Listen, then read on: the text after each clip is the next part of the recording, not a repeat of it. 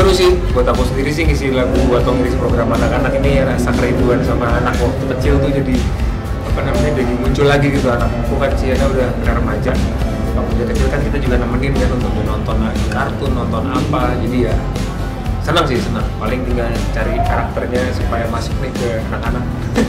Kita kalau bangun ke anak atau ya proses belajar terus sih, waktu dia umur sekian gimana, sekarang peran remaja juga seperti apa gitu. Terus ya sekarang memang lebih banyak untuk dengerin, berani untuk spekulasi. Kalau kita sesuatu yang tidak sesuai sama kita ya udah jalan aja, nanti kalau ada apa-apa balik lagi ke kita gitu.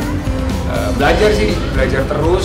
Sama oh iya, satu lagi mungkin konten ya, paling konten anak-anak itu kan sekarang udah kecampur sama konten remaja. Sementara itu salah satu yang menurut aku muncul di tengah-tengah sosmed kayak gini, di mana anak-anak udah pegang sosmed ibaratnya gitu, walaupun sebenarnya masih ada batasan umur, tapi ya kita bakal bisa dengerin. Jadi bagus banget sih ada konten-konten kayak gitu.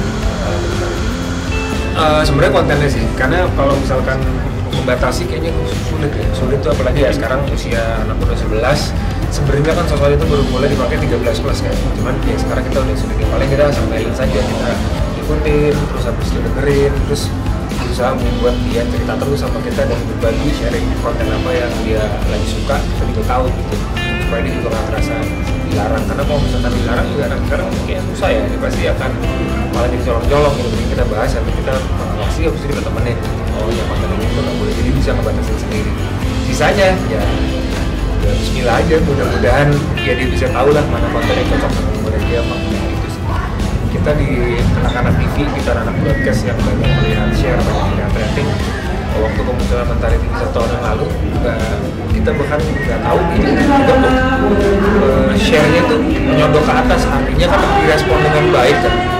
Jadi bagus banget menurut aku ada satu channel khusus memang isinya anak-anak, mulai kartunnya, terus kurasi dari animasi-animasi muncul juga tidak hanya hiburan tapi juga ada sisi edukatif. Jadi buat aku positif banget sih. Dia udah remaja, udah 11 tahun, terus juga udah apa ya, udah kayak orang dewasa gitu sama aku sendiri. Jadi komunikasi sama dia juga udah nggak bisa kayak dulu lagi. Kita selalu bersikap sebagai teman. Jadi kita enak aja gitu. Syuting aku aja kadang-kadang kalau udah lagi bisa, dan kalau aku syuting juga bisa. Apa namanya, aku dia jalan-jalan sendiri, boleh syuting, jadi udah kayak teman. Ya itu bagian dari biar dia tahu kan orang tuanya ngapain, terus apakah dia tertarik ikut juga di sini, karena aku lihat sisi arts dan sisi seni di kepala jadi juga ada. Tinggal nanti dia take partnya mau di mana nih, mau muncul juga atau mau jadi kreator, penulis.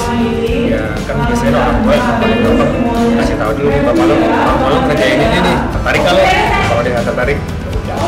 Cerita dimulai dari ibu pekerja yang super sibuk. Saya kirim, Bu. Tapi nanti saya kirim pulang ya, Bu. Anak dan suaminya malah merengek minta makan.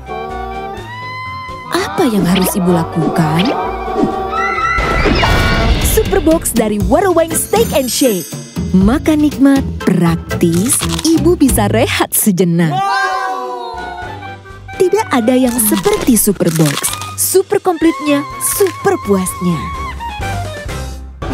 Sekarang kayaknya harus kita kebebasan sih, karena dia masih coba-coba, kadang suka ini, kadang suka itu. Dia berpindah-pindah itu ya, kita sampai nanti ada satu hal yang mungkin memang bikin passionnya dia.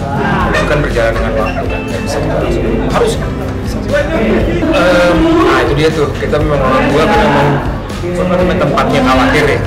Tapi akhirnya aku ada di situ tuh, coba main sama teman-temannya, teman-temannya mau ngapain, kadang-kadang ayo nganterin deh, mau 8 orang temennya, main ke acara, ke tempat yang isinya horor-horor apa, kita ikut aja main sama teman-temannya. Dan biasakan kalau misalkan tuh di rumahku jadi agak base camp nih, yang bisa ngumpul. Makanya aku juga berpikir, wah kalau rezeki pengen biar ada open space, jadi ada tempat yang mau teman-temannya bisa nongkrong. Karena teman-teman kan tidak suka nongkrong di rumah teman yang orang tuanya asik gitu ya.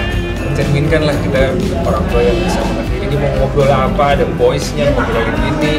Kadang-kadang ada kalimat-kalimat yang tapi kita dengerin aja sih. Supaya dia trust sama kita dan dia menganggap kita tuh orangnya seru. Jadi kalau ada apa-apa dia oke.